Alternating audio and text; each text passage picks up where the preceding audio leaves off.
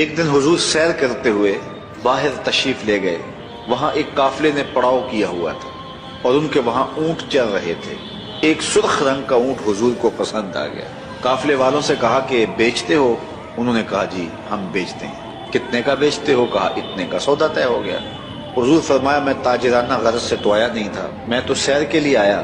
یہاں تمہارا اونٹ مجھے پسند آ گیا تو میں اس کا خریدار بن گیا. میں اپنے شہر میں جا کر اس کی قیمت تمہیں بھیج دوں گا. اونٹ پکڑا اور حضور سوئے مدینہ چل دیے. جب تک حضور دکھائی دیتے رہے وہ حضور کو دیکھتے رہے. جب نظروں سے اوجھل ہو گئے تو دل پہ ہاتھ رکھ کے کھڑے ہو گئے. تھوڑی دیر کے بعد جب سکتے سے باہر آئے تو ایک دوسرے سے پوچھنے لگے کہ ایک شخص آیا اور وہ تم سے اونٹ لے گیا. تم نے نہ اس کا پتہ پوچھا، نہ کوئی اس نے ضامن دیا، اور نہ تم میں سے اسے کوئی جانتا ہے. یار صاحب کی عقل پہ پردہ آ گیا، کسی نے اس کا پتہ پوچھ لیا ہوتا. ایک بولا یار جب وہ بات کرتا تھا اس کے منہ سے پھول جھڑتے تھے.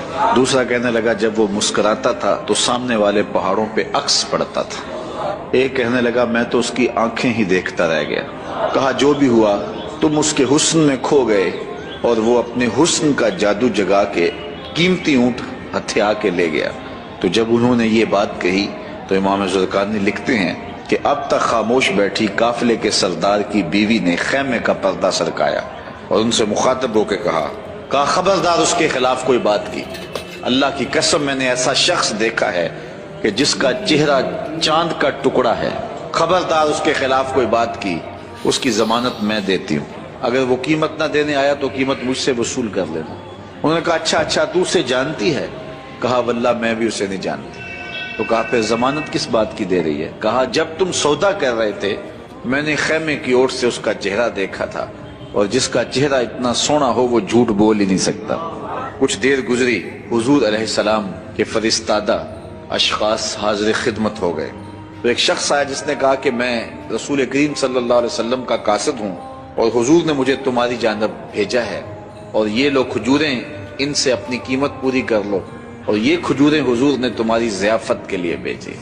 انہوں نے کہا کہ قیمت تو ہم لیں گے لیکن بتا وہ پیارا رہتا کدھر ہے؟ انہوں نے کہا کہ وہی یہ کھجوروں کے جو جھنڈ دکھائی دیتے ہیں یہی اس محبوب کا ڈیرہ ہے.